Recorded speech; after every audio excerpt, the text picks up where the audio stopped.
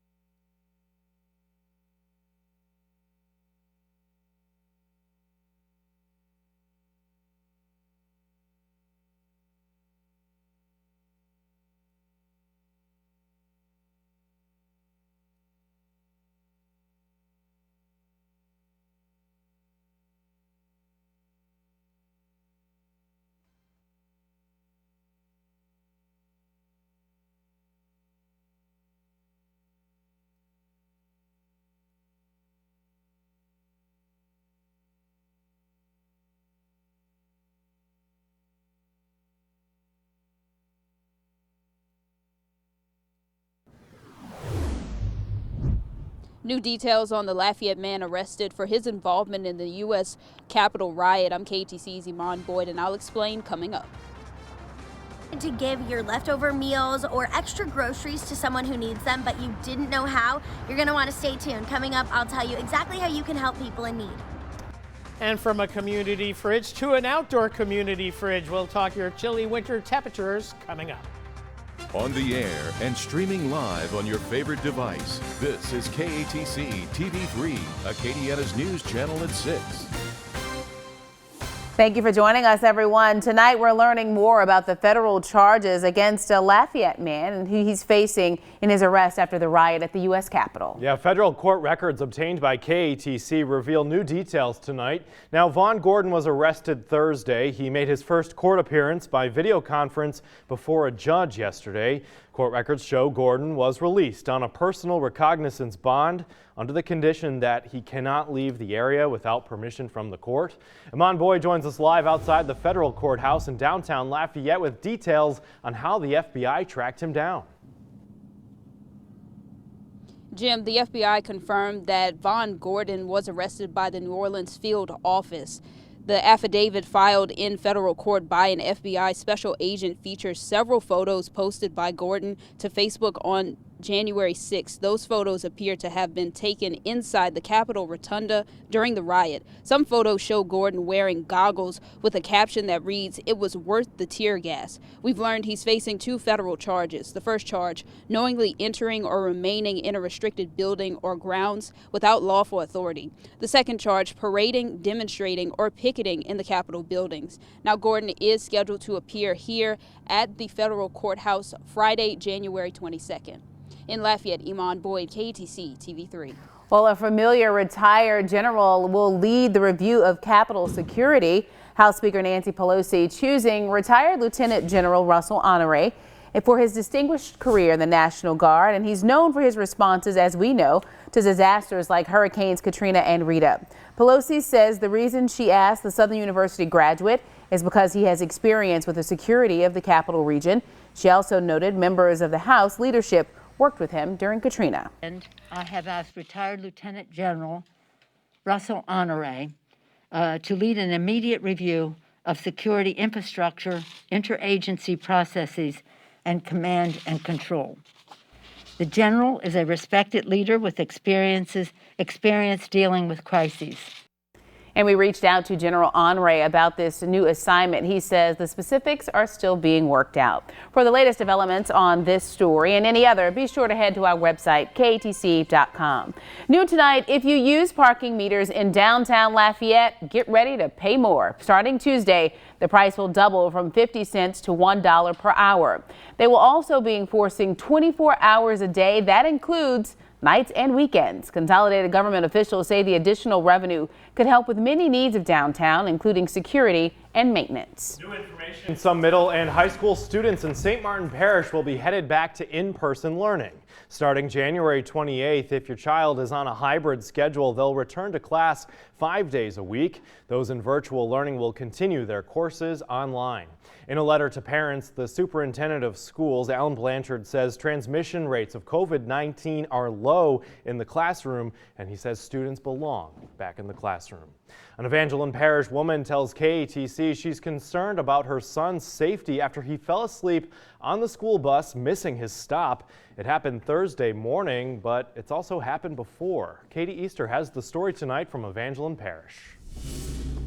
Shauna Fontenot tells me she was shocked Thursday evening when her 8-year-old son, Achilles Neal, came home and told her he was late for school after falling asleep on the bus. Fontenot says the bus driver took him back to his elementary school after her last stop when she realized he was still on the bus. A few months ago on that same bus, Achilles was on his way home when he fell asleep. After seeing the bus pass their house, Fontenot says her husband quickly got in the car and followed the bus until he was able to catch up. He's like, why she keep forgetting me on the bus? It's a lot of kids. Like, why couldn't she just wake me up? Or like he even feels like, why did the other kids see me, sleeping on the bus and they all got off and nobody, took me off? I spoke with the superintendent who told me he was unaware of the situation, but since the buses are owned by a company called First Student, it is up to them to handle the investigation. And an official with First Student says this is being investigated. In Acadiana, Katie Easter, KTC TV3. Here's Rob's 24-hour forecast. Well, a breezy, blustery day across Acadiana with winds gusting as high as 30 to 35 this afternoon. Those winds beginning to die down. 52 degrees, top of the hour. Look at this dew point, 17 degrees, so humidity at 25%. That means you get the chapstick out with that wind. And temperature-wise, we're in the lower 50s, and eventually we'll be going through the 40s and into the mid to upper 30s by tomorrow morning. It stays kind of breezy, but the winds die down as we get closer to daybreak. Temperatures in the mid-30s tomorrow morning. Then a sun-drenched day tomorrow with wall-to-wall sun. Cool temperatures, though, will top out in the mid-50s. Just to give you an idea, it was upper 50s today, but it felt a lot cooler with that wind across the area. So your 24-hour forecast looks like this. Mid-30s tomorrow morning. The wind should keep frost at bay, but you probably want to cover the plants tonight and certainly keep them covered again tomorrow night and also for Sunday night. Breezy and cool tomorrow, but not as gusty as it was today. 57 the projected high, and a winter chill staying with us through the rest of the weekend. Milder temperatures ahead. We have that in the 10-day forecast and the extended outlook all coming your way in a few short minutes. Information, we now know the name of the man killed in a crash on I-10 in Rain earlier this week. He's been identified as Ronrico Jones. Investigators say the 34-year-old was heading westbound on the interstate when his truck crossed the median, hitting an 18-wheeler. The impact of the crash caused the truck to catch fire. The driver and passenger of the 18-wheeler are expected to be okay. Today, some renters at a Lafayette storage facility spent the day sifting through what's left of their belongings. We first told you about this fire last night on the news at 10 at the Life Storage facility on the Evangeline Thruway. More than a dozen units were damaged. Victor Georges spoke with Lafayette firefighters who have advice to prevent this from happening to you. A fire burning the possessions of about 20 customers at this Life Storage rental facility. The fire hitting at least 19 units yesterday. Lafayette Fire Department says a witness was putting items in a unit when they noticed the smoke coming out of a nearby locker, and that's when they called 911. When firefighters arrived on the scene, they had to call a second alarm, requesting for backup to bring a total of 53 firefighters. They battled the fire for 30 minutes, bringing the flames under control. They remained on the scene for about 4 hours. So yeah, anytime you're renting any unit or home, you want to make sure that if there's any electrical components plugged up, inspect them. If you're storing things inside these units, just making sure that you're properly stored so nothing can fall over, just in case you have something that can mix with a chemical that's flammable. So those type of precautions is what you want to put in place if you're renting any type of storage facility. 19 units directly hit by the fire, but the department tells me it will take a while to know the full extent of the damage, given that smoke or residual heat might have damaged other units. In Lafayette, Victor Georges, KATC TV3. Staying in Lafayette, everybody's okay after a fire at an apartment complex. It happened on Van Buren Drive on Lafayette's north side. Some units near a staircase were damaged before firefighters arrived to put out the flames. The cause of that fire is under investigation. Crowley police are looking for the person who shot and killed a man early this morning in the city's first homicide of the year. Its shooting happened on North Avenue I just after 1 o'clock this morning. When officers arrived, they say they found Timmy Harmon on the ground with at least one gunshot wound. He died at the scene.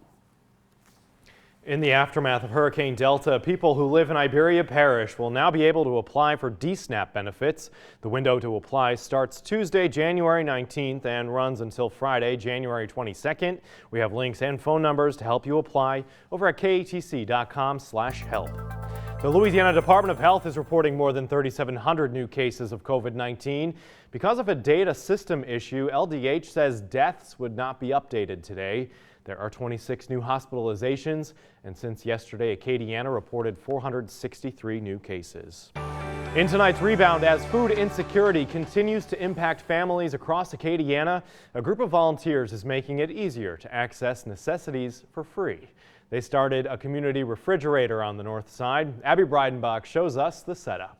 It's a place where anyone who needs can go and take what they need from it, and anyone who wants to can go and donate to the fridge. Located outside of McMillan's Pub on Simcoe Street, the community fridge is open 24/7 for contactless food drop-off and pickup. No questions asked. As someone who lost my job during the pandemic, I know there's so many, you have to meet all this criteria and show all this proof that you need help. And I just love that this is something that's right away. If you need a meal right now, you don't have to have any proof or anything to need help. There's also no need for proof of readiness or availability to help out. It's easy to just drop off food that could save a family from rationing or going hungry. There's no such thing as food scarcity. There's enough to go around. It's just a distribution problem. There's grocery stores and bakeries and all kinds of places that throw food out every day. And so we're just trying to help redistribute it. Just a couple days after opening this up to the public, volunteers are hopeful about expanding. Hope that it's, that it's sustainable and that it's a consistent thing and a reliable thing, and that people, just keep donating. Anyone can host a fridge as well. I mean, we have these places that we're looking at, but if someone was like, I really like this idea, I think my neighborhood needs this, they could host it as well. I know a lot of you are going to want to help with this expansion, so if you're interested in being the next location for the next fridge, donating to help keep the refrigerator running, or even volunteering to come maintain the fridge and help out with some social media, you can head over to our website, katc.com. There's a link there with lots of other helpful links that will make it easy for you to get involved. Reporting in Lafayette, Abby Breidenbach, KATC TV3. Helping you make ends meet is part of our Rebound initiative here at KATC. Over on katc.com/rebound, you can take a look at what we've done so far and find more resources. It's called The Rebound, and it's our commitment to you. Still ahead here at 6, investigators continue to look into what caused a large fire at a New Orleans East apartment complex. We'll have more in just a bit, but before that story, Rob's full forecast for your weekend. You're watching Acadiana's News Channel at 6 o'clock. Forecast. Here's KATC Chief Meteorologist Rob Perillo. Welcome back. Well, it's going to be a sun-drenched but chilly weekend ahead. Beautiful weather as we head into next week and milder temperatures next week. And we keep on pushing back the rain chances and lowering the rain chances. So maybe a little taste of spring in the forecast in that 10-day forecast. More on that in just a bit. First off, though, as we take a look at the big picture, we got this big low-pressure system, stacked low-pressure system aloft and at the surface that has been kind of swirling around the Midwest, producing snow showers and funneling in colder air and even some snow as far south as the Ozark Mountains of northwestern Arkansas, but not here locally. Lots of sunshine, a dry air coming out of Texas, and for the most part, a cool air at that, and it continues. And the winds gusty throughout the day today, gusting over 30. Those winds diminishing tonight, but it still stays breezy enough, we think, to keep frost at bay, but maybe not so tomorrow night. So breezy and colder, temperatures getting down into the mid-30s by morning.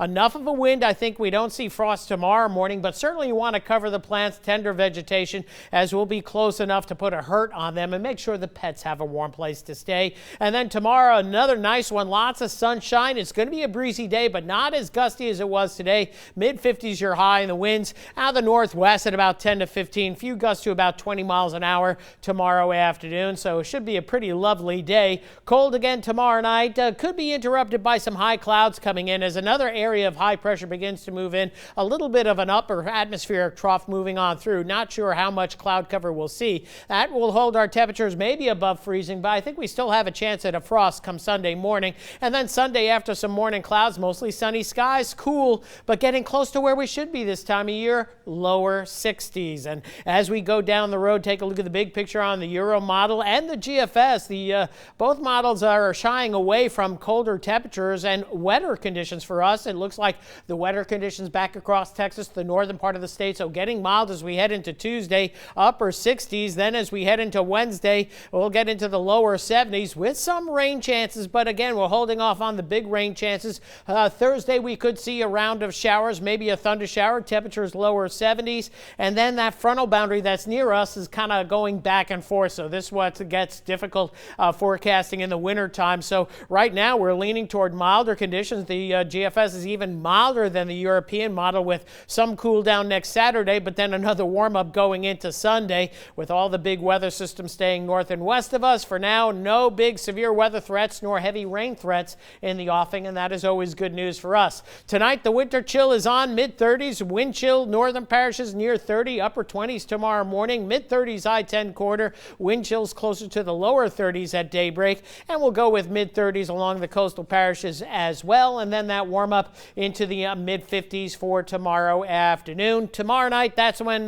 we'll probably see some frost developing. We'll call it mid-30s, and then going into Sunday, lower 60s. Sunday night into Monday morning, I think we're going to be a little bit colder, but low to mid-30s, your call here. So wind chilly night ahead, but that wind slowly decreases tonight, 35 the low. Tomorrow, 57 the high. Picture perfect winter day for sure. Temperatures a little bit below normal, but hey, we'll take it with all that sunshine, and don't forget the sunglasses. As we head into Sunday, there's some of those clouds, temperatures in the lower 60s, and then as we go into next week, milder temperatures ahead as we go into next week with some rain chances down the line, but not big rain chances for right now. So are we through the dead of winter? That is the big question. We're in it usually over the next couple of weeks. I'm going to take a look at that outlook for February and March coming up tonight at 10. And hint, it's going to be a little bit warmer than colder. Okay, I'm not sure I'm done with it yet. Okay, well, we still have a few more weeks. We'll talk more about that at 10. All right, thanks, Rob.